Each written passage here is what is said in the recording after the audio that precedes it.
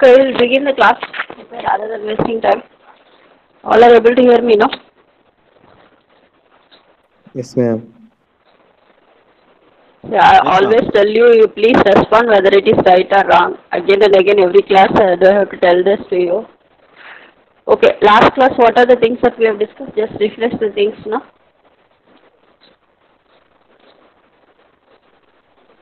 Come on, what are the things that we have discussed last class?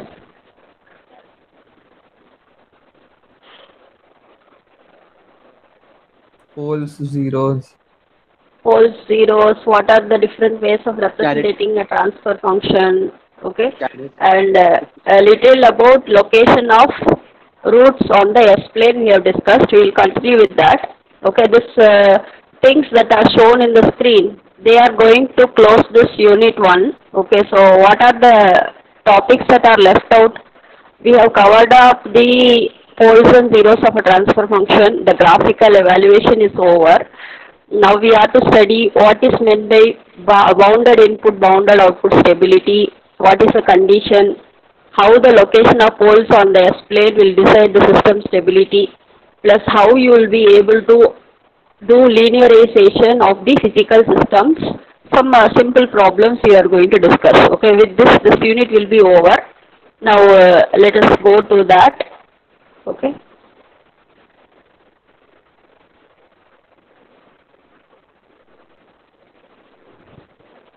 Alright, first topic we are going to discuss about is linear approximation of physical systems.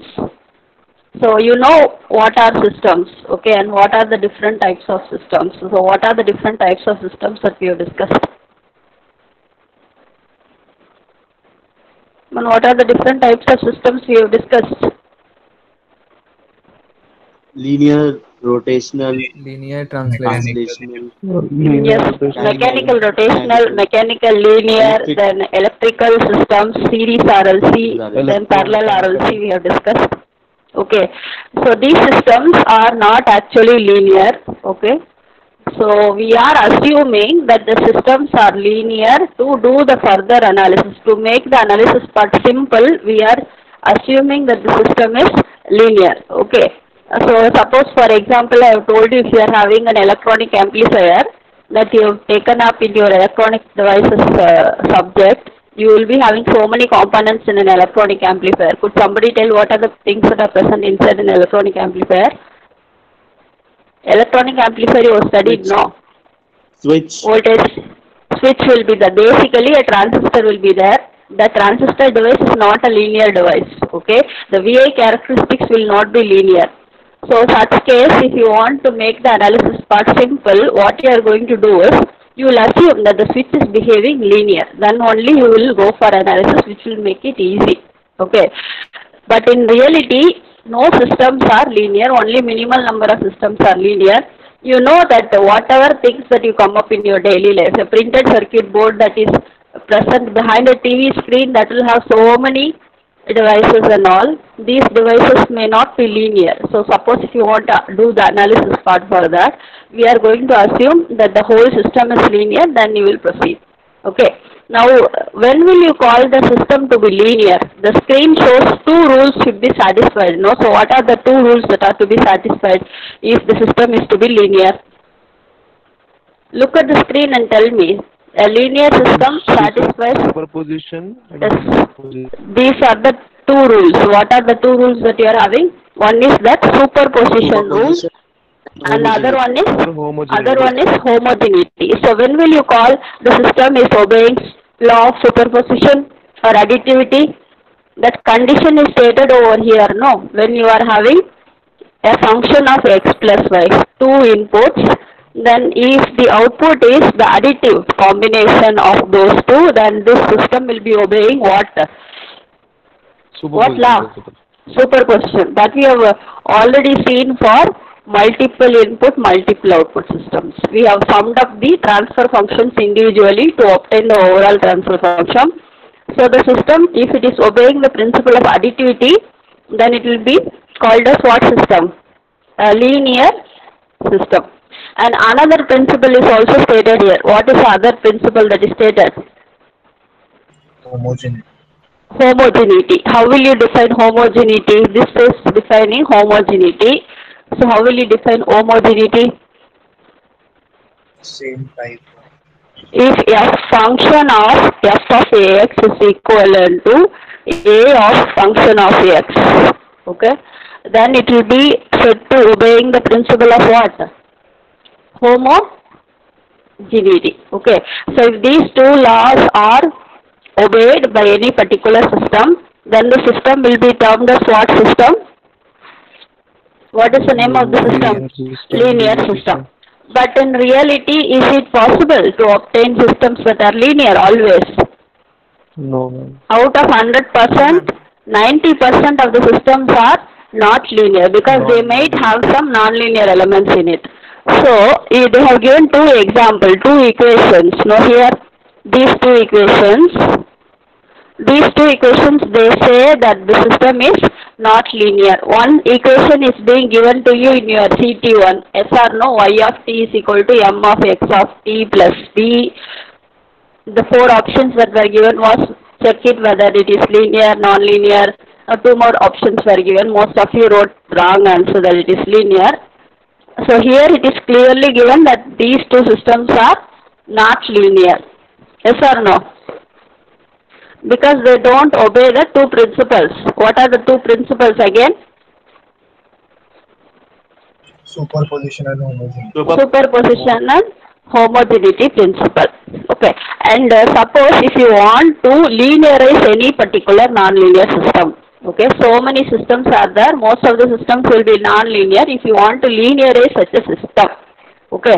Then one condition you can do. Okay, you have to assume some small changes, okay, small changes at x and y point at the operating point. X naught, y naught represents the operating point.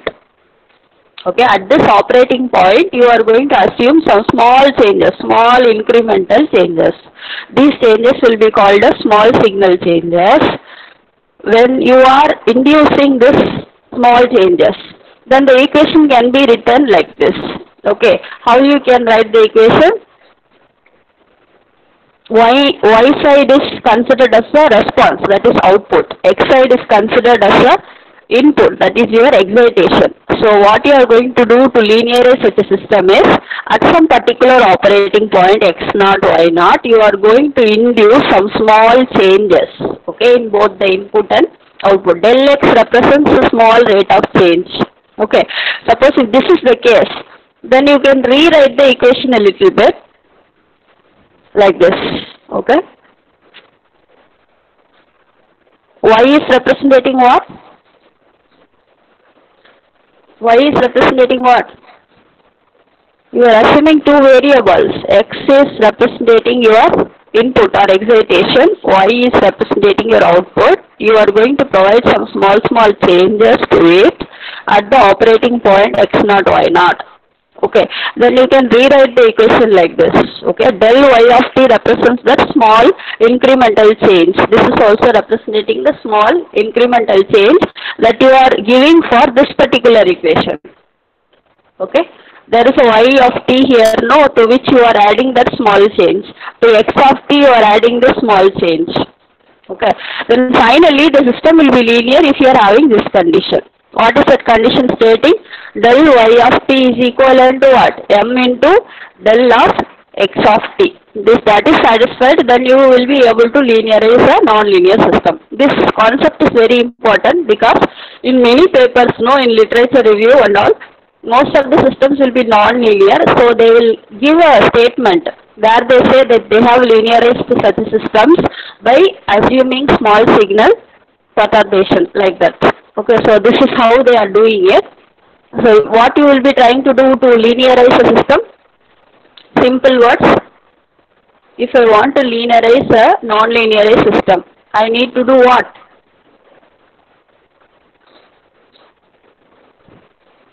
Come on, if x is equal to input, y is equal to output, then I have to induce what? Del x, del y represents what? Small changes, small incremental changes I have to give at what point? At the operating point of the system x naught, y naught represents my operating point. Okay, at the end of the class I will question everybody. Okay, even if you are having a mic problem, you have to type in the answer in the chat box. Otherwise, today I will get angry and I will mark you absent. This is a common warning that I am giving because you people are not responding. So mind that. Two things I want to tell you in this slide.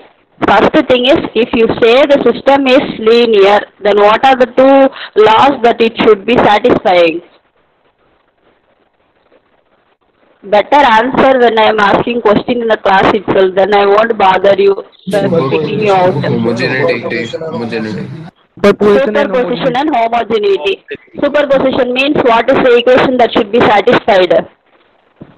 F of x plus y equal to function of x plus function of y. Homogeneity principle means f of alpha x is equal to alpha f of x.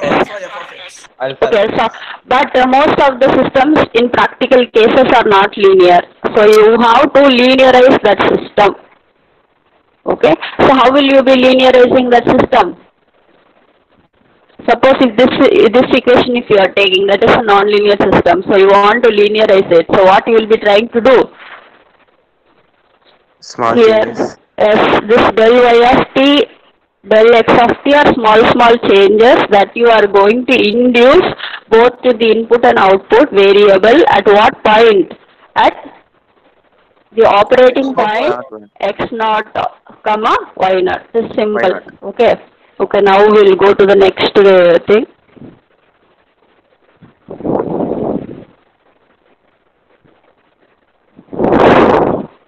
How you are achieving that final equation, you have to learn.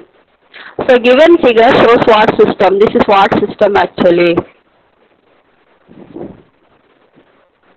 That is a having one mass element, a spring element is there.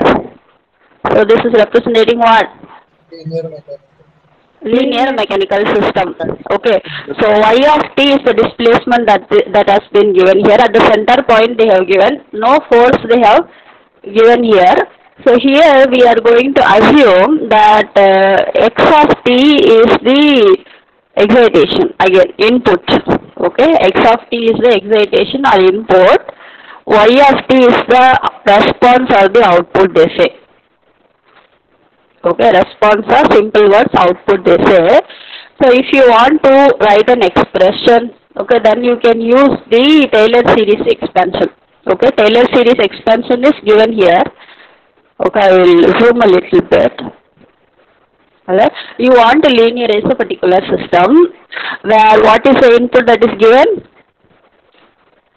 X of t is the input they say, and the response is y of t variable they have given.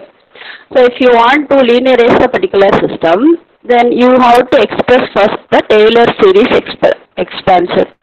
Okay, this equation is your Taylor series expansion. So how you have expanded that? G is nothing but a function. Okay, G or F, both are nothing but function it represents. So y of t is a function of x of t. Okay, y of t is a function of x of t, which is expanded in Taylor series as this equation. Okay, alright. So what is that equation? G of, what is the first term? First term? G of x of t. G of x of t, ma'am. G of X of t. yes, G of x naught. Okay, that is your not mine, I think somebody else. Okay, so G of x naught is my first term. Okay, that is at the first initial operating point. Then the second term says what? This is your second term, no? So what does the second term?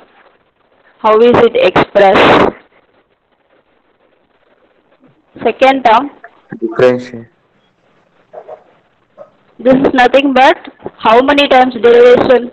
dg by dx, it is given like that. So one time derivative or two time derivative of the function? One time. One time. One. So you One can time. represent that as f of x, f dash of x, that is one-time derivation. F dash represents one-time derivation. At what point again? X is equal to, specified as what? X naught. X naught. Okay, and this term that you are having, okay, we are trying to linearize the system. So what you are going to do? Come on, at that operating point, you are going to induce what? Small? Changes. Change. So that will be represented. That is a difference only, no? Okay, so you can write that as del of x. Okay, again at the same operating point, x is equal to x naught. Understood now? X of t minus x naught represents some small change, some small incremental change that you are giving, or difference you can say, divided by 1 factorial. That is the second term. Okay, how can you write the third term in the same fashion? Third term. This is your third term, no? So how can you write the third term? How many different, how many times derivation?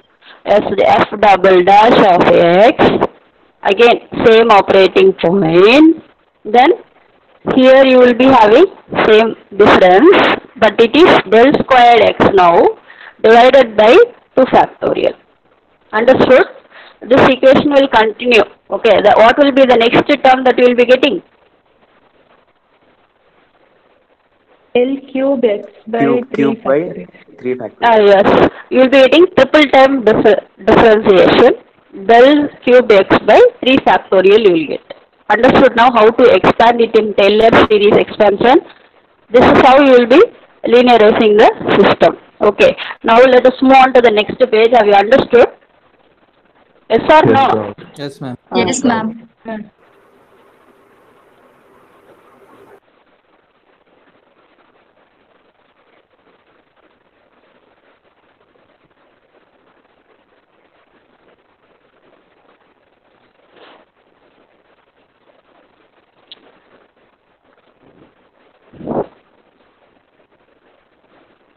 Okay, same equation, right? Same equation is this one, but I have neglected the higher order terms. Means what are the higher order terms that you are having for that equation? Second order. The difference, this is the equation, no? So it will be continued with that d squared g by dx square like that. Okay, yes or no? Those higher order terms and all I have negated. Okay, so only the first 2 terms I have taken here. Now what I am doing is I am assuming this is a slope. Okay, I am assuming as a slope at the operating point x naught. Okay, I am assuming it to be a slope when I am inducing that small change at the operating point x naught. So I can replace that that's dg by dx by the term m. Okay, understood how I am getting that m of x of t minus x naught factor? Say yes or no? Yes, ma'am. Okay. Okay, so this dg by dx, that I am assuming some slope. Okay, if I draw the curve like this, okay, then if I take the slope at that particular operating point x naught y naught, then let that be substituted as m value. So I can replace dg by dx at that x of t is equal to x naught point as m. So this is how I am replacing that equation. Now if I do that, so this is the equation I will get. This is the equation I will get. Okay, now I am taking this y naught to the other side. Okay, y naught I am taking to the other side. So this will be the simplified equation that I will be getting. Okay, now this side I am having what now? This side I am having y of t minus y naught. So original operating point is y naught. Y of t is the general output or input. X of t represents yes, output. To that output, I am giving some small change. So I can replace or difference, you can say. Okay, so del is representing the difference between the output at the operating point. So that I can replace it as del y of t, and here also I am having x of t minus x naught. So how can I replace that? Del x of That is nothing but again difference. Del represents the difference. Okay, so del x of t is shown here. So this is how I am generally doing what with the nonlinear system. So what am I trying to do so far? I am taking a nonlinear system which does not obey the law of superposition, which does not obey the law of homogeneity. If I want to linearize the system, so how can I do it possibly? How will I do the linearization of any nonlinear system or physical system? I have to consider one operating point. What is the operating point? x naught. X naught, y naught. At that operating point, what will I do? Make some small changes. Make some small signals, okay, changes. Okay, that small signal changes is represented by del. Okay, del. And the operating points are x naught, y naught. Okay, simple as that. Now, some small problems also they have included that we will see now. Ma'am, in y of t, why you have only taken 2 terms, ma'am?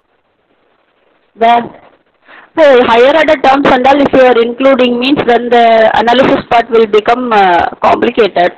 Okay, so they try to make the analysis part simple and they linearize. Okay, if you want means you can include, no problem.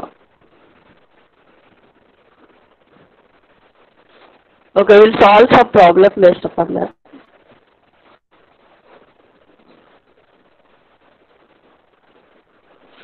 Okay, so linearization of nonlinear systems they have given. So they read the problem, given a nonlinear system x dot, that is a function of 2 terms. So what are the functions? What are the 2 variables that are involved? Function of x and u. Okay, so x and u are the variables. Okay, so what is defined as the operating point here? Operating point x naught and u naught.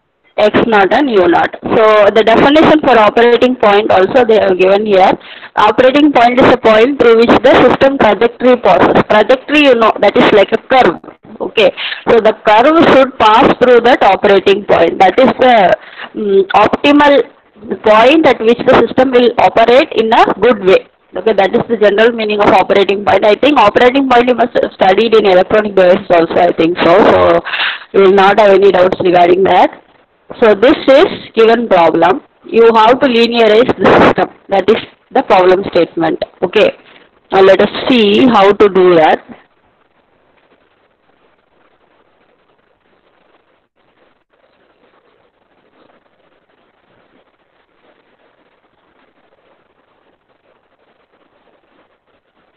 Okay.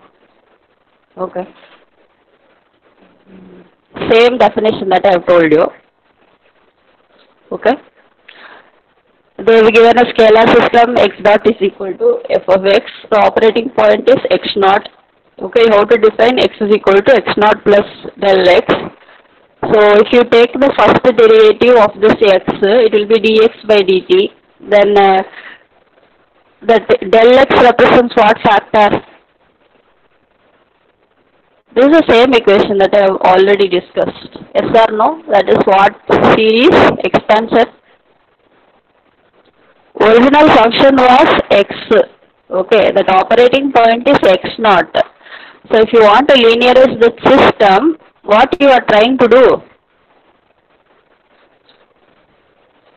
Come on, you are taking one derivative. Okay, they have given x dot is equal to f of x naught, I think so. That is the given formula. So if this is the case, then x naught is the operating point to which you are doing what? Del x represents what always I tell you? Small change. A small change. Okay, small change. Again here also small change. So by Taylor series expansion, you have to expand that. That expansion is given here. You can see, I think so. So how can you expand? First term is what term? This term.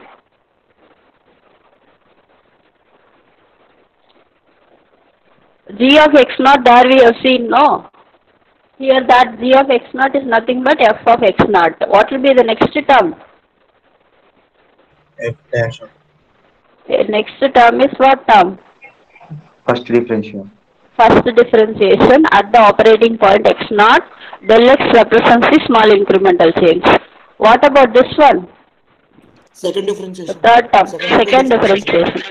Second differentiation and all higher order terms. So they are neglecting. Okay, they are neglecting. So if it is neglected, then x naught is equal to this equation only. Okay, like I have told you, same way they have derived. Alright, I think now we must have understood. Okay, now we will see to the problem. Two simple problems I have given.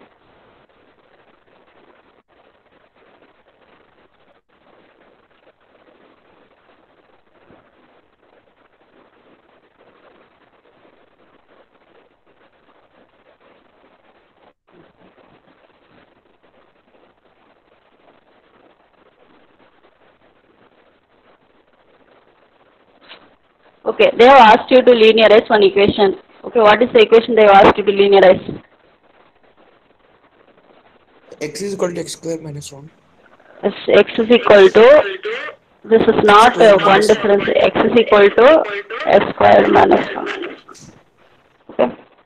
So that equation they have given, they have asked you to differentiate, and what is the operating point that they have specified? There are two conditions that they have given, no? Plus 1 or X minus of 1. plus 1 or minus 1. Okay. Now you have to linearize that system. Okay, so you will be taking the first derivative. Okay, because there is a function of first derivative, no? So you have to take the first derivative. Alright. So the first derivative is what? If you differentiate this equation, what will you get? Dx by dt is equal to what? 2x. 2x, ma'am. 2x. Okay. To that x, you have to substitute the operating point. Okay. So two operating points are given. One is when x naught is equal to plus 1. The other one is x naught is equal to minus 1. So if you are substituting that, what will you get? When if you are substituting plus 1. Okay, plus 1 means 2 into 2, ma'am. 1. So answer is 2. If you are substituting minus 1 means 2 into minus 1. That will be minus 2. Okay, two conditions you got. Okay, for x naught is equal to 1 and x naught is equal to minus 1. Okay, next thing. Okay, so this is how you are approximating a linear system. Okay, understood now? Yes or no, like that maybe some small problems they will give. Okay.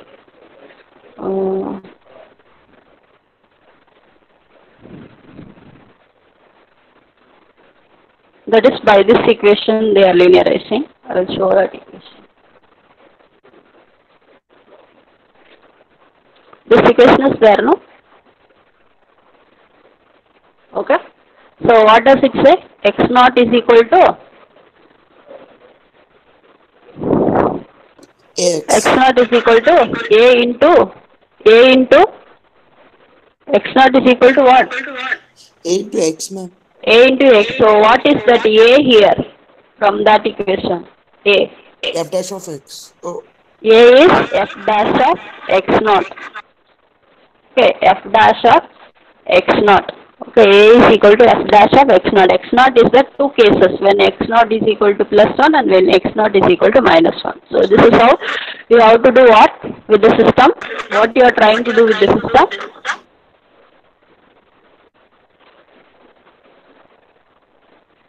Come on, finally you are trying to do what? You are trying to linearize a non-linear system by inducing some small signal changes at the operating point. Okay. So that solves one simple problem, that problem. Okay. Now that is all about linearization of physical systems, linearization of nonlinear systems and all. Now already you have seen, okay, what is a transfer function representation, what are the two ways in which you can represent the transfer function. So what are the two different methods in which you can represent the transfer function? This is representing what form? Given here in the picture is one transfer function. Okay. Now this is representing what form? There are two forms in which you can write the transfer function. I have told you in last class. So tell me the answer for it. Prince will tell me the answer. Prince is there? Prince.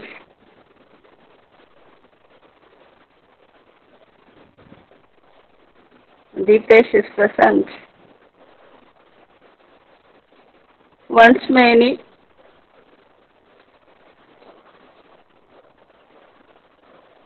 Once. Yes, ma'am.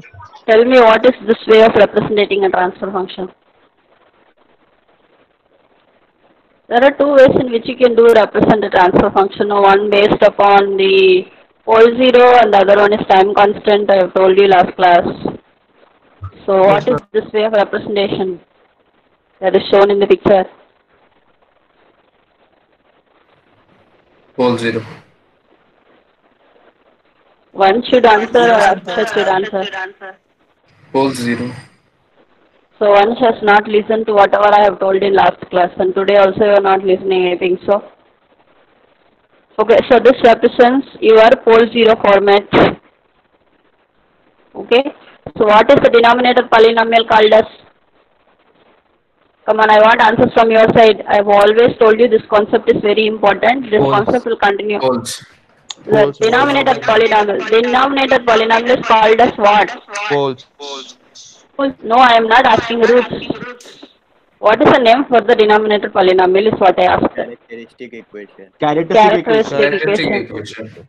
Okay, the roots will be called as poles. That will be represented as cross mark or circle. Poles. Cross. Okay. The roots of the numerator polynomial will be called as zeros. That will be represented as small circle. Okay. So you have to tell me what are the poles and what are the zeros for this particular system. One system is given no K 3 into S plus 4 equals to Z 0. But this is a system. Okay. What is the order of the system? Order? Second order. Second order. This is the highest power of the S term and the denominator polynomial is 2. So the order is 2 for the system. Quadratic equation. So you know how to solve for a quadratic equation roots. So what's the equation that we'll be having? Minus b plus or minus b squared minus 4ac divided by 2a.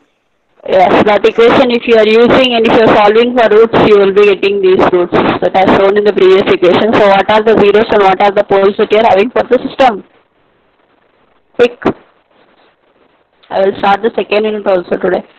So what are the roots? What are the zeros? How many poles are there? What type of poles are there? If the order is 2, how many roots will you have? The power is 2 now, so how many roots will you have? 2 roots. Okay, so the 2 roots are shown here. The roots are complex or real or imaginary? Imaginary. Complex. Minus 1 plus j2 is one root. Then minus 1 minus j2 is the second root. So 2 crosses you have to represent in the S-plane. These are complex or real or imaginary? Complex. These are complex. This will be representing the real part, sigma. Okay. This will be representing j omega. That is your imaginary part. Okay. So complex roots you are having that you have to represent in the S-plane. What about the 0? 0. Minus 4. Zeros are the roots of the numerator polynomial. So you are having 0 as only 4. Okay. 1 or 4? Minus 4. Minus 4. Minus 4. Minus 4. Okay. So Z is equal to minus 4, P is equal to these two rows. You have to draw that in the pole 0 plot. Okay, that is the S plane you have to do. Okay. So we will see how it is represented in that diagram.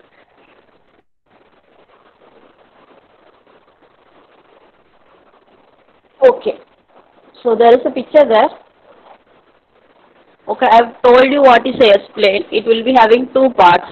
What are the two parts that it has? One sigma, that is real part, and here you will be having j omega, that is my imaginary part, and this plane is called as what plane? This plane is called as what plane? S plane. S plane. Okay, so you are having two number of poles. Okay, so how will you represent the poles? I want to represent the poles. I think minus 1, na? Minus 1. Minus 1. Plus 2j, I think minus 2j. So these are the two poles that I have represented. One more 0 is there, no? So how will you represent the 0? Where is it located actually? I think it is minus 4. Minus 4 or minus 2? Minus 2, man. Minus 2. Here it is minus 2, but given in the problem is minus 4. Minus 4, man. Yes, so it will be represented as what? Circle. 0, ma'am. Okay, this is called as pole 0 plot. Okay, this is called as pole 0 plot S plane. Okay, alright. Now all the roots are located in left half or right half? You have to tell me. Left half or right half? Left off, man. Left. Left off. Okay. If all the poles are located here in this plane, okay, then you will be usually calling the system to be stable. Remember that. Okay. So if the roots are only having the negative real part, okay, negative real part only will be located in this half. Okay. That is left half, you assume. Okay, so if all the roots are located in the left half, then you will be calling the system to be stable. Okay, suppose if some roots are located in this half, okay, in the right half, any one root, okay, suppose if you are having a pole here, okay, which might be 2, then totally this system is unstable, they call. Understood? How you are using the location of the roots on the S plane to decide the system stability, this is how they will do. Okay, so if all the roots are negative real, they will be located in the left half of the S plane, then the system will be what? Stable. Come on, this is one very, very important concept. I want answers from all of you. So this side, if all the roots are located, means system will be stable. Okay. Suppose if on the other hand, if any one root also if it is located in this right half, then the system will be called as what? Unstable. Okay, unstable. Remember that concept. This concept is very, very important. Okay. Based upon that only we will be defining that BIBO stability.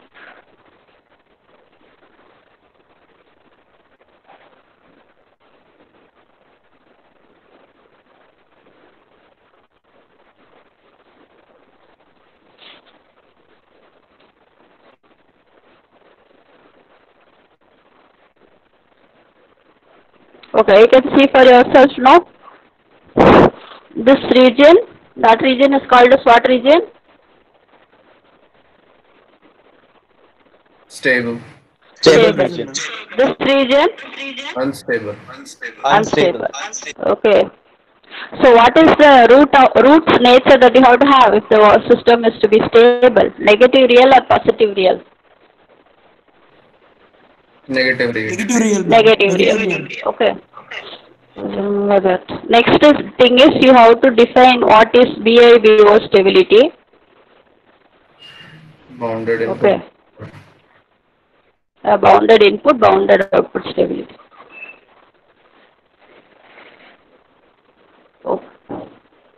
So there is a curve that is being shown here. I told you that x naught is the initial operating point, and this is the next state. Okay, two states are there, x naught and x of t, between which the system is bounded. Okay, so the system may change between states. Okay, two different states it may go, but still the system, if it is not diverging, okay, if it is converging, then the system will be called as stable system. But in this case, what happens? Second case, one state is x of naught, one other state is x of t. So two different states if we are having, they are trying to do what here? They are trying to diverge or they are trying to converge? Diverge, ma'am. The diverge. Okay, so in this case the system is said to be Unstable. unstable. Okay.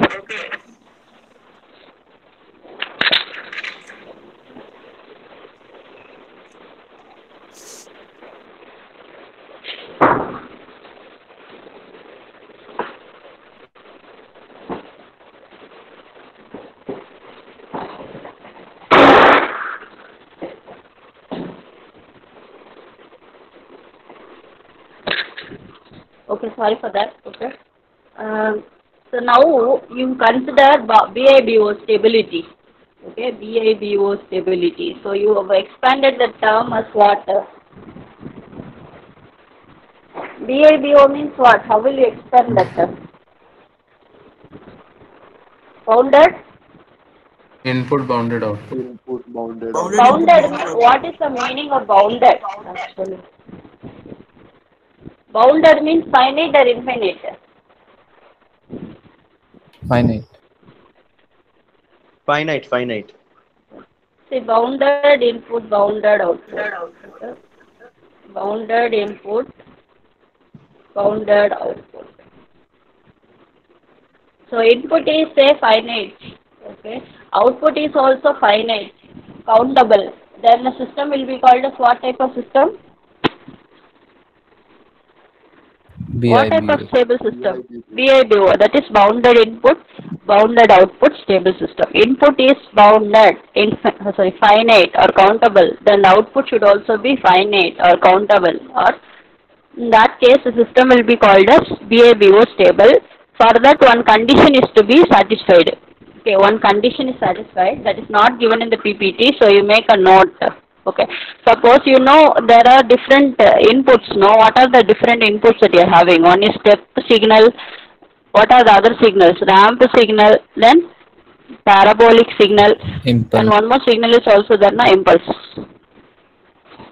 Okay, let us consider M of t as that impulse input. Okay, M of t is the impulse input. If you give that impulse input, the output will be called as generally response. Okay, that response let us represent as 0 to infinity M of t absolute value dt. If it is less than or if it is finite, then the system will be called as bounded input, bounded output stability. This condition you make a note. Okay, this is the condition for achieving bounded input, bounded output stability. So what is the condition? Integral of 0 to infinity M of t, that is given in brackets, that is absolute integral dt, that value should be finite. Okay, if that condition is satisfied, then the system will be called as bounded input, bounded output stability. Okay, this condition, there is no derivation needed, I think so. But you remember the concept. If you say any system to be BIBO stable, means what condition should be satisfied? What is the condition that should be satisfied? Finite. Of 0 to infinity. 0 to infinity, integral of absolute value of M of t dt should be finite or infinite? Finite. Then only system will be BIBO stable. Let us discuss this BIBO stability, location of roots, how the system is stable, we will discuss now.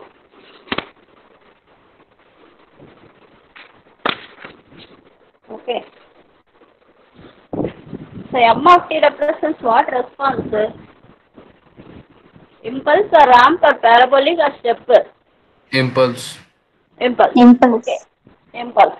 If you take this condition, all of wrote down this condition, no, this is not in that PPT that I will forward. So make a note. This is a condition for the system to be stable. Okay. What is the condition again? Again I am writing down. If M of t is the impulse response. Okay, impulse response, that is the response that you get by giving an impulse input. Okay, then the integral 0 to t, tell me the formula again, M of t dt should be finite and infinite. Finite, then the system will be called as what stable? System will be said to be what stable? Bounded input, Bounded output. bounded output, stability. Okay. Okay, now we will discuss the location of roots. Before that, we will discuss that definitions, some possible definitions that we will say. There are three ways in which you can define a stable system. Stable, unstable, marginally stable. Okay, stable, unstable, marginally stable. So when will you call a system to be stable? First point says what? First point.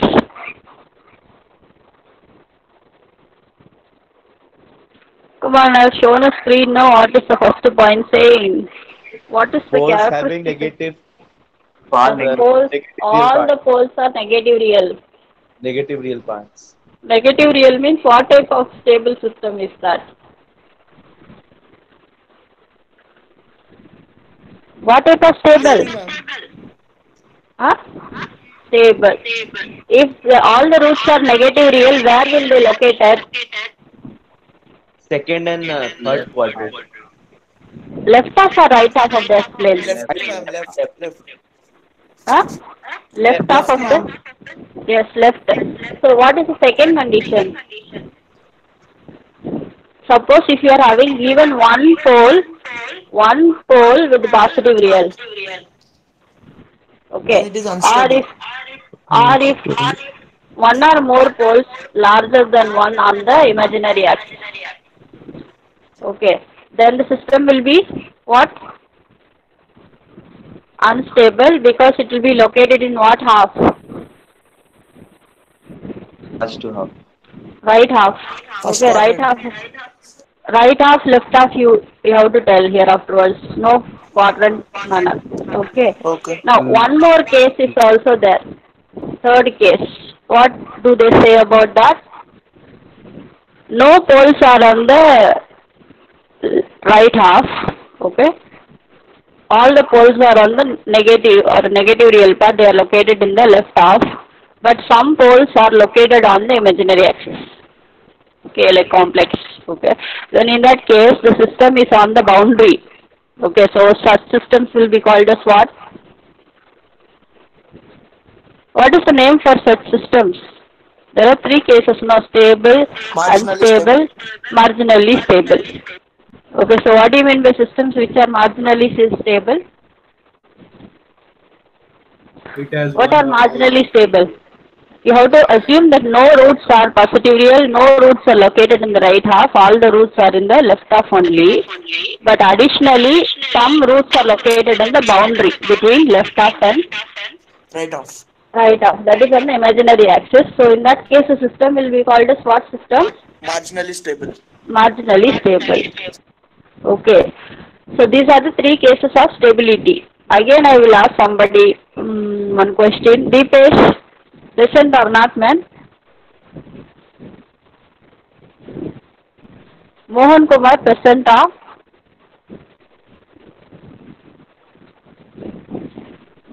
Aniket, present? Yes, ma'am. Mohan Kumar, tell me what are the three cases of stability, ma? One is Mohan Kumar. Only if it is in the negative part, it is stable. Then the system will be stable. Then second one, If it is in the then if it is in the positive side, and then it is unstable, and if the some poles are on the imaginary side, then it is marginally stable. Okay, so 3 cases of stability we have discussed. Now let us discuss location of poles, how it will look like.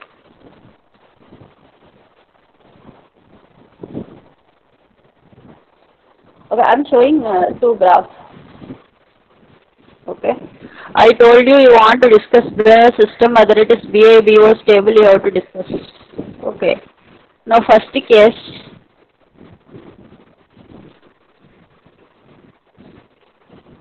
Okay, if you are having a root here, okay, or if you are having a root here, right. So these cases, all the poles are located in which half actually? Suppose if you consider M of S is the impulse, which is 1 divided by, you consider 1 divided by S plus A. Okay, so this is your impulse input. Okay, so if you take the Laplace transform of it, okay, it will become M of T, inverse Laplace transform or Laplace transform, M of T. That will be equivalent to what will be the answer that we will be getting. M of T is called as your what response? I have told you one condition for BA-BO stability, no? What is the condition? Impulse response. So this is your impulse response. If you take the inverse Laplace transform, it will be e power minus AT, no? Okay. And what is the pole here for the system? M of S is your system, so what is the pole for that system? Minus A. Minus A. So where will it be located? It is negative real or positive real root? Oh, minus A is the pole. Okay. Negative So it is located here in this half. Let us consider this is minus A. Okay, if you are drawing the response for it, okay, this is the nature of the response, M of T. Okay, if you observe the response, what is the condition for BA-BO stability? I told you 0 to infinity integral. The absolute value of M of T should be finite or infinite? Finite. Finite. So in this case it is finite or infinite. This is the curve now that you are getting. Under the curve you will be able to calculate the area or not.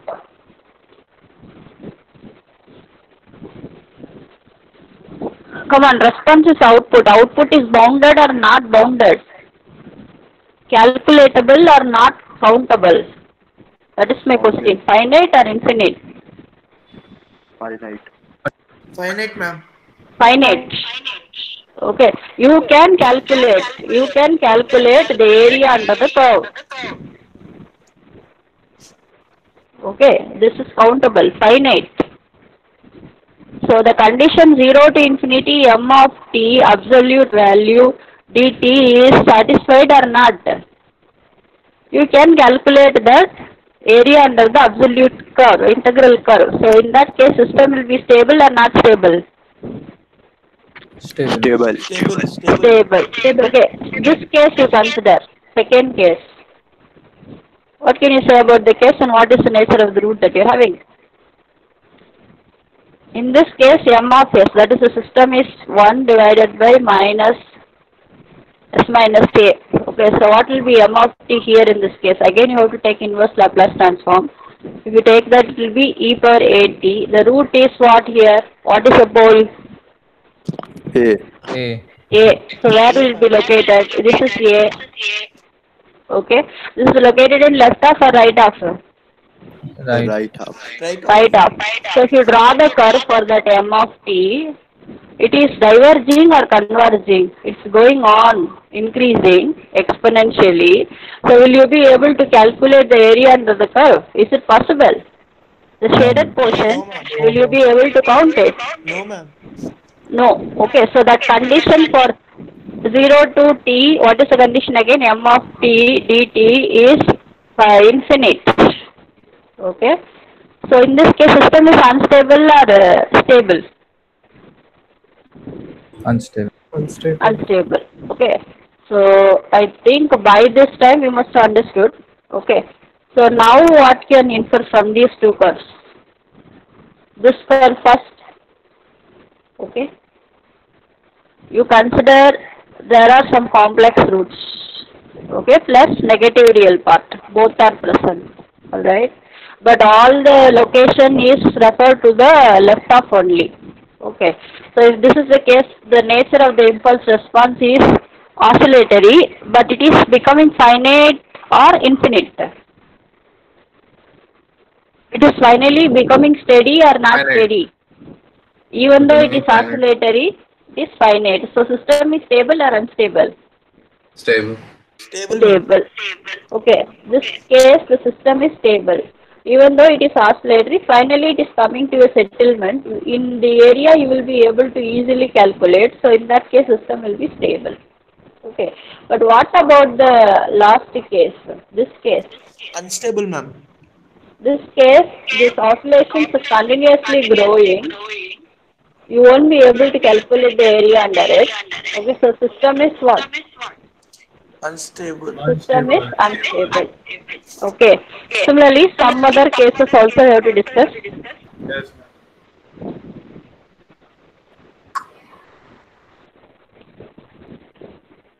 With this unit will be over. Okay. After which I will start the second unit. Now you refer to all the curves. Okay. What about this case and this case? You tell me.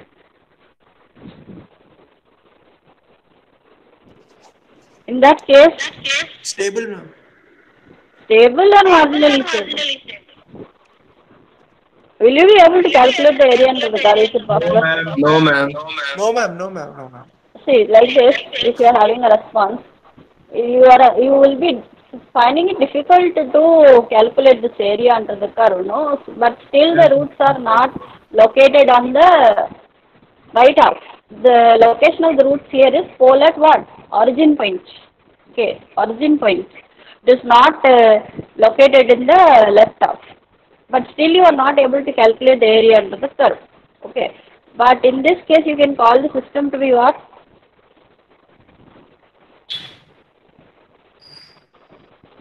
There are three cases of stability I told you. No, one is stable. Marginally stable. Marginally stable. Okay. Second case. What about this one? Here also you are having two roots located on the exactly on the imaginary axis, for which the response is a sinusoidal variation of curve. So how can you term the stability of the system? No roots are in the right half here also. But will you be able to calculate the area under this curve? Is it possible? No. No, ma'am. No. Okay, so here also you will term the system to be Marginally stable. marginally stable. Okay. So this is how, based upon location of poles or roots on what plane? What is the name of the plane? S-plane. S-plane. Okay, whether it is located in left half or right half, whether it is negative real or positive real, you will be discussing the system stability in three cases. What are the three cases that you are having? Again, you summarize the concept. If you are having all roots, negative real, all of them will be located in left half, which will make the system to be what? Stable. Stable. If in any case, even one root or pole is located with the right half, then the system will be Unstable. stable. Suppose if you are having all the roots located in negative real, that is in the left half, and some roots are located on the imaginary axis. Marginally, ma'am. Marginally stable. Okay, that's all. What is the condition for bounded input, bounded output stability? One more time. That you should satisfy. Condition for behavior stability. Integral of 0 to infinity. 0 to infinity. M of t absolute value should be finite or infinite. Finite. Okay, that's all. So this finishes off unit number 1. So in unit we have discussed today how to linearize a nonlinear system. Again, how will you be able to linearize the system? In 2 words. First you assume the operating point. At that operating point you have to induce some small signal changes. Okay, that's all. Okay, and what are the 2 laws that a linear system should satisfy? Law of superposition and law of Homogeneity. Homogeneity. Okay, now here afterwards we will discuss unit number 2. Unit number 2 is all about time response. Okay, time response that I told you that I will not teach. 1 part. Time response. Okay, time response is a sum of 2 parts. Okay, I think Viva also you have answered for 4th experiment. What are the 2 parts? Time response is a sum of two things. One is your transient response and the other one is your steady state. What is the difference between the steady state and transient or dynamic response? I think most of you answered Viva, no? For the 4th experiment, you must not. You must easily tell me the answer in that case. Now Where is with time? Unit 2. Where is with time transient response? The end is time. If rate is constant, steady state. Okay, you assume response. Response means output or input? Output. Output. Okay, response means nothing but output. So you will calculate how the output is changing with respect to time. Okay, time may go up to infinite. Okay, as long as time goes to infinite, how the output is responding with respect to this time, that will be called as what response? That will be called as Steady state. steady state response. With the respect to time, how the output varies. Okay, that part is called a steady state.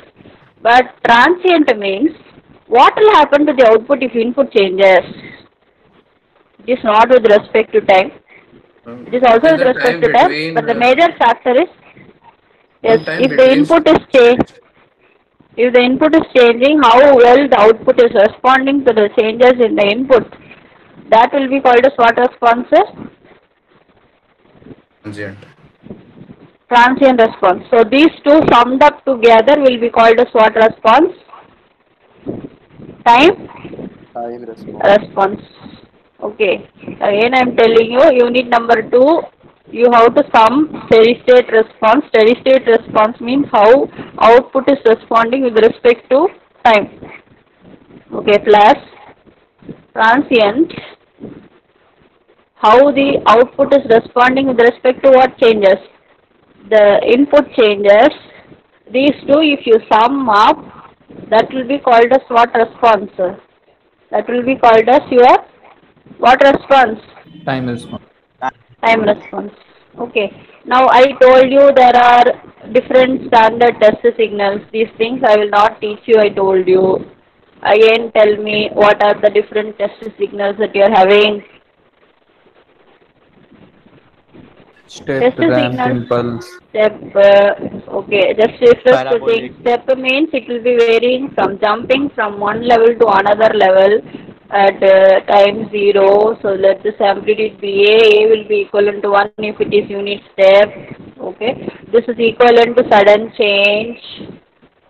Okay, then mathematical representation also I told you. What is a mathematical representation? Let U of t be the step input, then mathematically when t is equal to 0 means it will be A or 1. Okay, then other cases when t is greater than or equal to 0 it will be A. Okay, so here what is the mathematical representation that you are having? I think I am writing it wrong or something like that. A and 0. A and 0. T is less than 0 means it will be, I think, 0. Okay. So if A is equal to 1 means it will be called as unit step.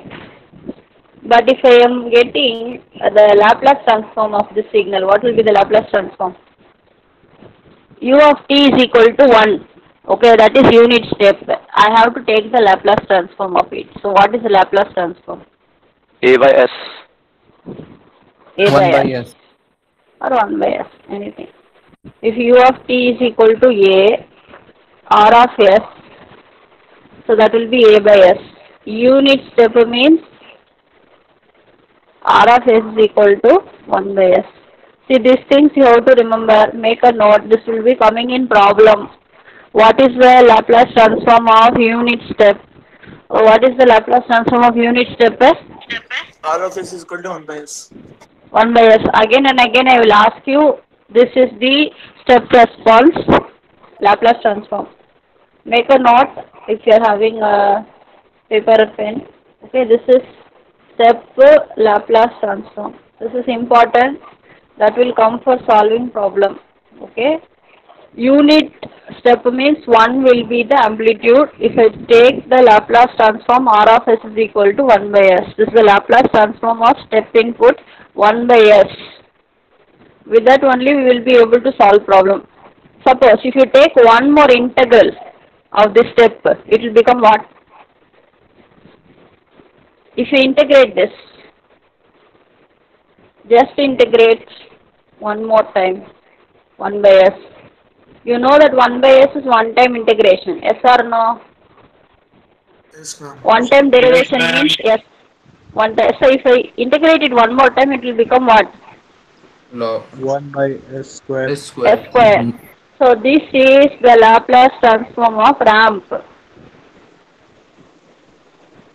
Okay, Laplace transform of ramp. So R of S is equal to 1 by S square. This also you have to remember. Make a note. Okay, this is for a ramp.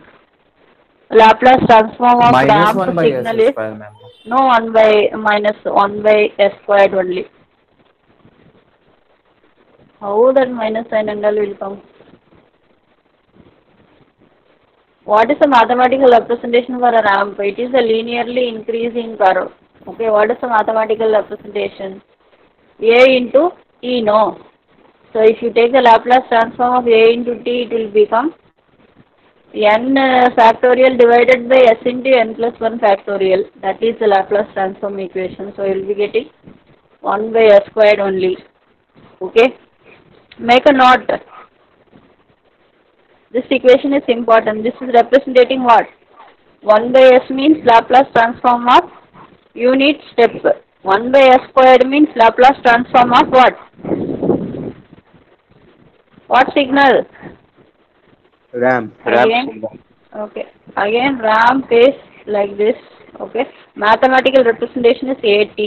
Unit means T. Okay. If you take the Laplace transform, it will be n factorial divided by S into n plus 1 factorial, I think. So if you do that, it will be 1 by S squared only. This is for ramp. Okay. So if you take one more integration of the step, it will become what signal? It will become ramp. Parabolic. Okay. Parabolic. If you take one more integral of this ramp, it will become parabolic. Okay. You know parabolic. Like this it will become. What is the mathematical representation of parabolic? AT square. AT squared. If you take the Laplace transform of it, it will be becoming what? Unit means, unit parabolic means, what will be the answer that you will be getting? This will be equivalent to 1 by S cube. S cube. Okay, 1 by S cube. It will be 2 factorial divided by S into, sorry, this will be 2. Okay, AT squared by 2 you will be getting. Okay, so if you take the Laplace transform, it will be becoming 2 factorial divided by S cube. Yes, n plus 1 factorial into 2. This 2 will get cancelled and the resultant will be this equation. Okay, so for parabolic, unit parabolic, what is the Laplace transform? What is the Laplace transform of unit parabolic? 1 by S cube. 1 by 1 S. by S cubed. Again I am telling Laplace transform. Remember this concept. For unit step means R of S is equal to what? I will ask this question while solving problem. Unit step means it will be 1 by S. Okay. So unit ramp means 1 by S R of S square. is equal to 1 by S square. Unit parabolic means AT square. R of S equal to 1 by 1 by S cube. S cube. S cube. Okay. So this equation you should remember again and again I am telling you. Okay. So if you take one integral, step will become ramp will become parabolic. Okay. But you know R of S is equal to 1 by S is the Laplace transform unit step. If you derivative, one derivative you take, then what will be your answer? It will become 1. Yes or no? Then that will be impulse, unit impulse. Remember this, unit impulse, what is the transfer function that you are having?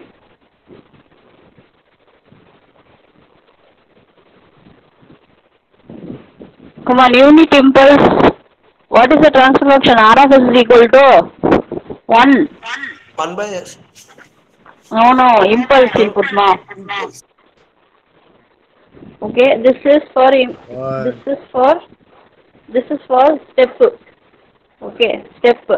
You make one derivative of it. Okay, if you take one derivative means S will get cancelled. So the resultant will be R of S equal to 1. So that will be Laplace transform of what input? What input? Impulse. Impulse. Okay. Finally, let us summarize one more time because it's very, very important concept. Okay, so again I am telling you. For unit step means what is R of S? You want to tell me the answer. 1 by S. Okay, this is step. For ramp? 1 by S. 1 by S. 1 by S square, ma'am. 1 by S square. Okay. For parabolic? 1 by S cube. 1 by S S. cube. What is answer? 1 by S S cube. cube. And finally, for impulse? 1, ma'am. R of S equal to 1. See, remember this problems, it will come. It's an important concept. Okay? So I will ask somebody what, let me ask. Prince is now present or not? Absent physically? Deepesh, Sresht,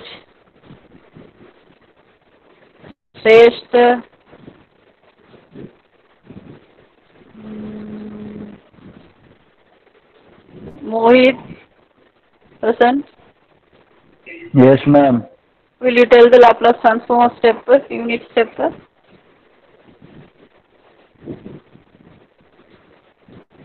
Oh, it's on the slide now. What is R of S for unit step?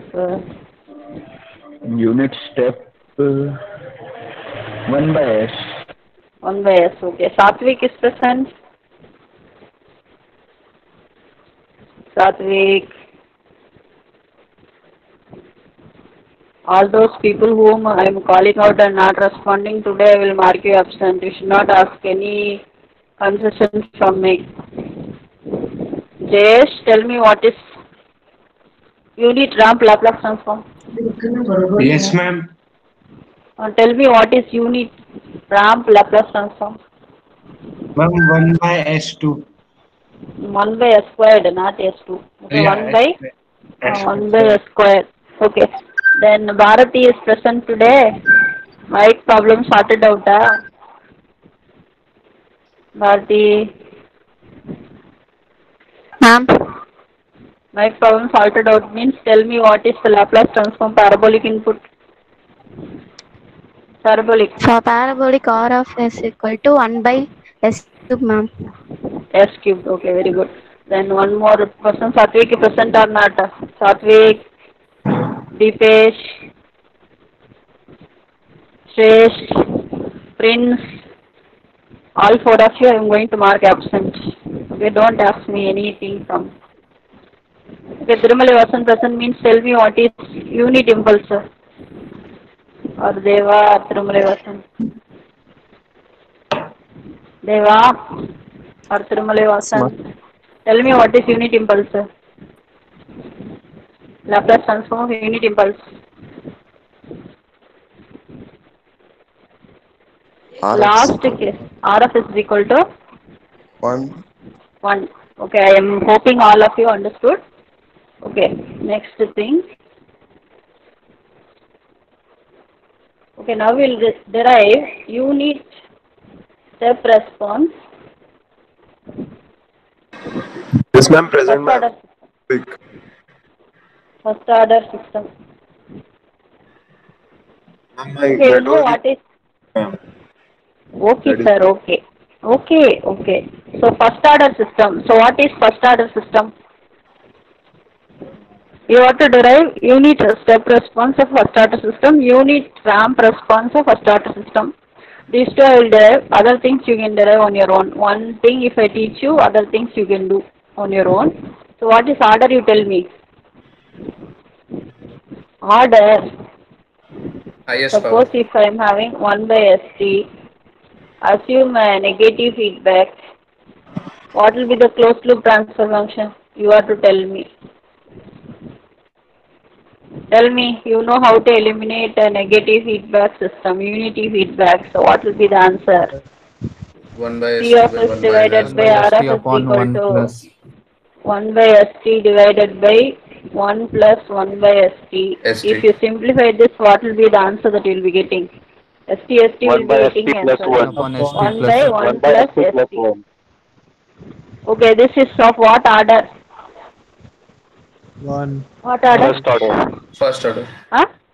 First order. So the power of the S term is 1. So this system is what order system? First order system. Now you have to determine what response for the system.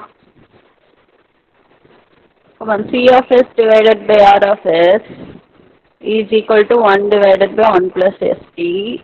I am going to derive unit step response. Okay. Unit step response means what value should I have to substitute for R of S?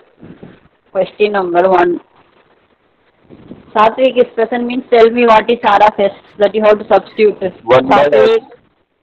No, Satvik should answer because he is telling that I am here. So tell me what is R of S that you have to substitute for unit step. Yes, ma'am. 1 of S, 1 by S, ma'am. 1 by S. Very good. So just to substitute 1 by S. So C of S is equal to 1 by S into 1 by 1 plus ST. Okay. What is C of S and what is R of S? You tell me. R of S represents what? Input or output? Input. Input. C of S represents? Output, ma'am. Output. I am to derive output only. But this is in what domain? S domain. Now we are studying about what domain? T represents what domain? S represents what domain? Steady state and transient. No. T means what? Time or frequency? T represents time or frequency? Time, ma'am. Time. Okay, so I need to derive C of T only. C of S means frequency domain. S represents frequency domain. Okay. T means time domain. So this unit is all about T only. Okay. So we have to derive C of T from C of S. So what do I need to do? What mathematical tool should I have to use? How will I convert C of S to C of T? I have to take inverse Laplace transform or Laplace transform? Laplace. Inverse, ma'am. Inverse Laplace. Inverse Laplace Inverse transform. Laplace, ma'am. Okay. Before taking inverse Laplace transform, I have to take partial fraction expansion. Okay. So you know how to take partial fraction expansion, no? Partial fraction expansion. Okay. Partial fraction expansion I have to use. Yes, ma'am. Okay. So how will I take partial fraction expansion for that equation? I will move it landscape, that way it will be better.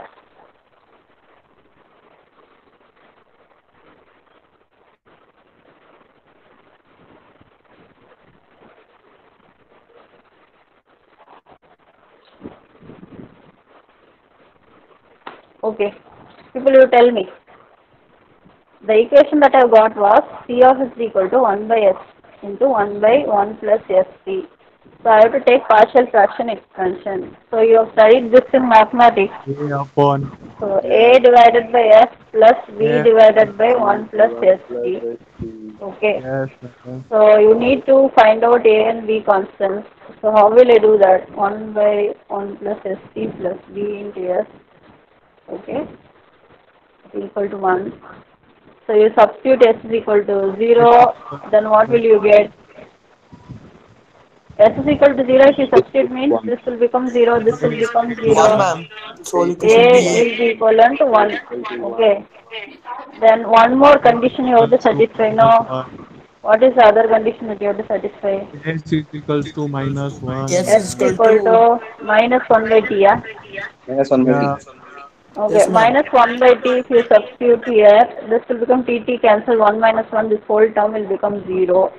Okay, so this will become B into minus 1 by T is equal to 1. Minus So T. B will be equivalent to what value?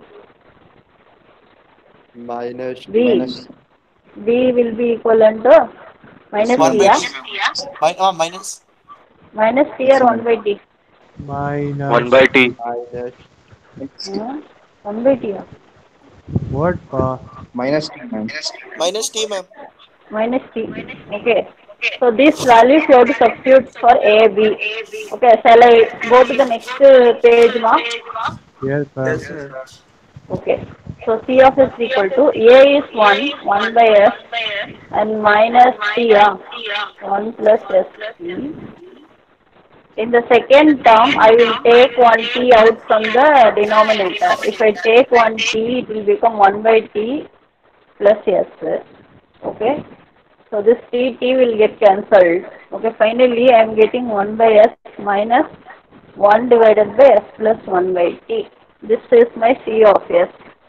Now I want C of T. What do I need to do? Inverse Laplace. Yes, Yes, sir. take inverse Laplace transform. L inverse you take. Okay, then that way it will become C of T. So if I take inverse Laplace transform, what will be the inverse Laplace transform? 1 by S. How many One. people know the answer? It will become 1. Okay. Uh, One. So this inverse Laplace transform is e power minus t by t. Yes or no? Yes, ma'am. Because it is 1 divided by s plus a. So the inverse Laplace transform will be e power minus a t. A here is 1 by t, I think so. So based upon that, what is your final C of t expression that you are getting finally? That is equivalent to 1 minus, tell me that formula. E power minus t by t. Got it now? Yes or Yes, no, ma? ma'am. Yes, Yes, ma'am. ma'am.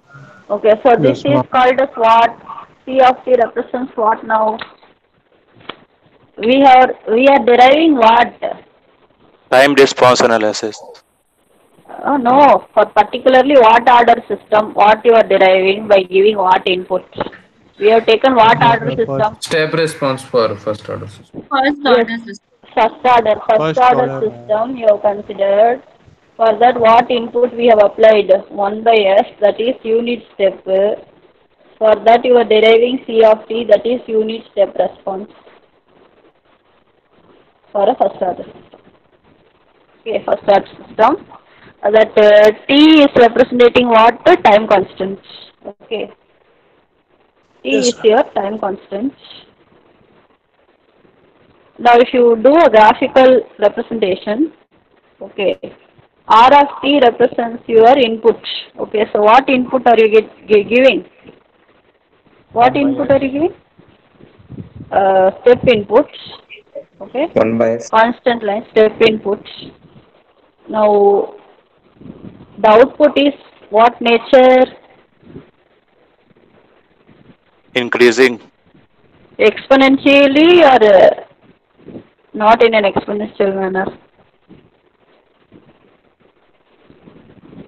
I think 1 e power minus Exponentially t by increasing. t is there. So exponentially So exponentially decaying or increasing. 1 minute I will refer notes. Okay, wait.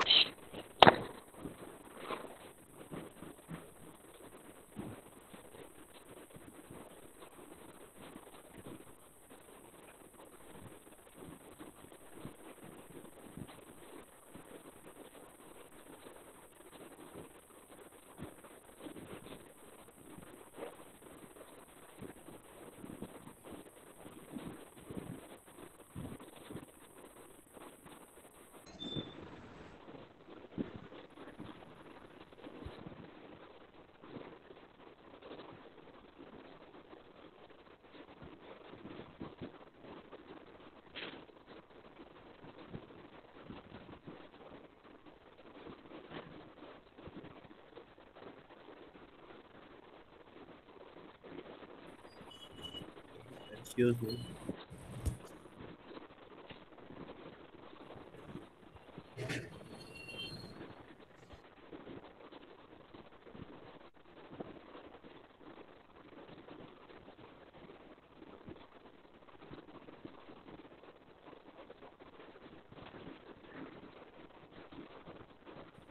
Hello.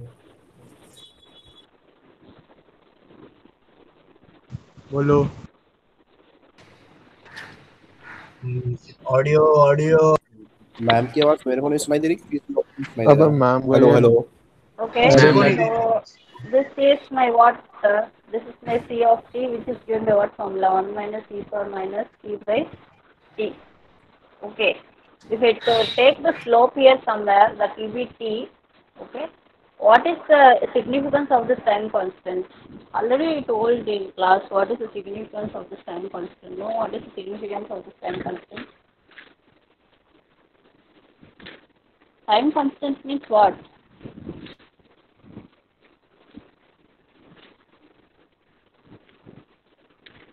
So now what is time constant? Depending upon whether it is large or small, how the response will behave.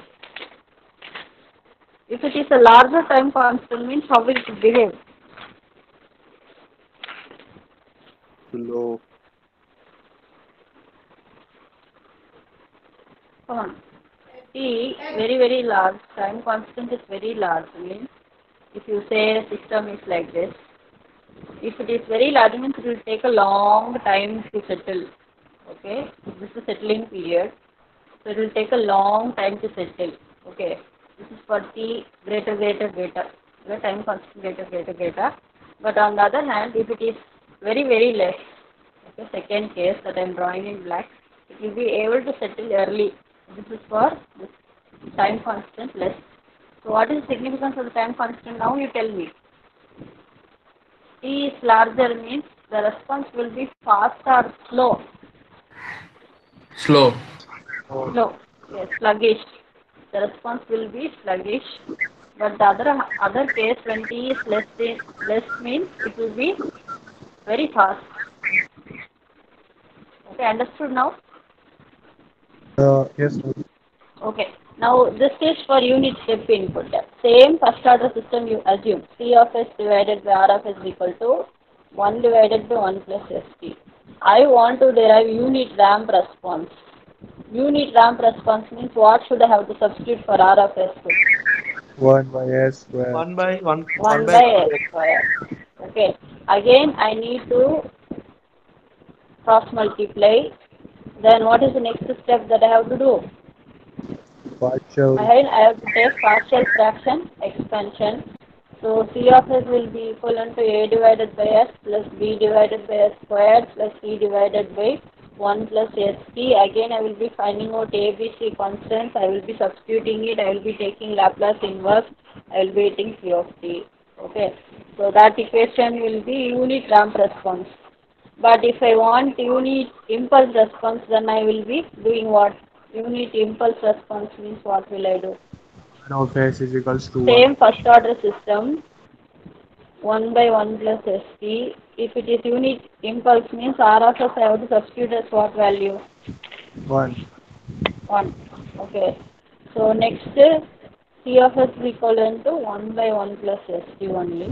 Okay. e to the power minus. T again I will take it out.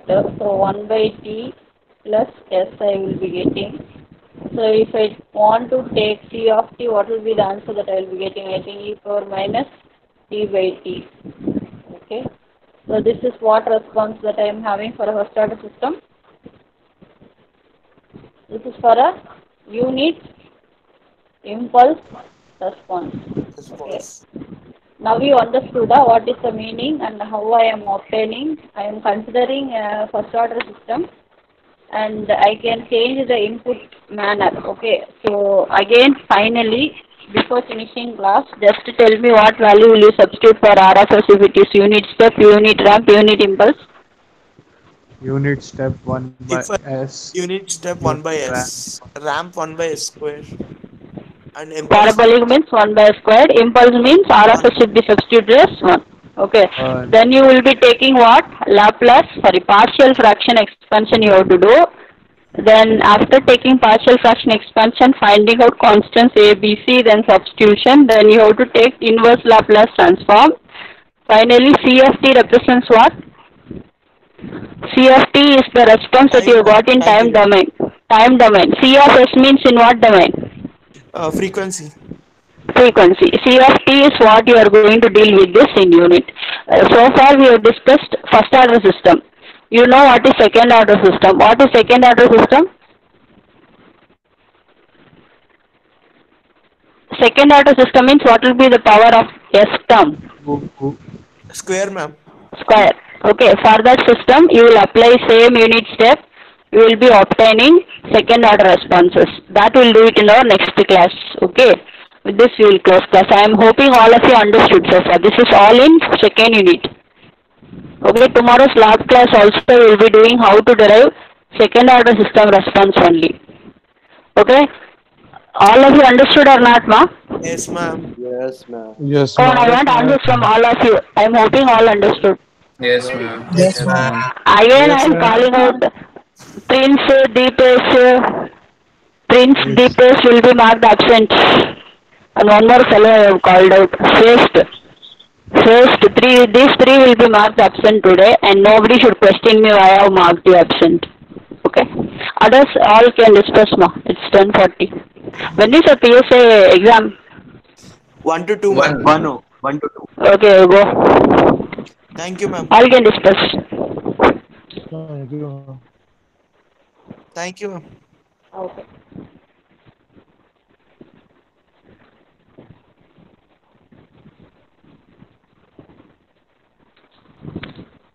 Ma'am, please upload today's recording also in GCR.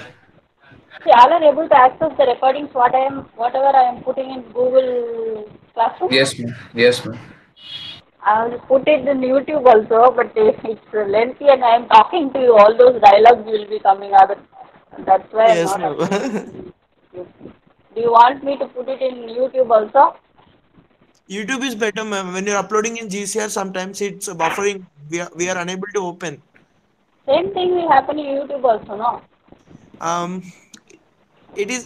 Ma'am. In YouTube we can open, ma'am, but when we use in GCR, it's like buffering. Video is not playing, ma'am. Okay, I will put it in YouTube also, these things. But you have to you have to know that I have talked with you and I have scolded you. All these things will be coming in YouTube and everybody will be able to see. Okay. Ma'am, no problem, ma'am. Keep it in YouTube I'll also. put it in YouTube. Okay. Thank you, ma'am. Okay. Ashok sir is not present, I guess, sir. Ashok. Satvik again went off somewhere. Deva.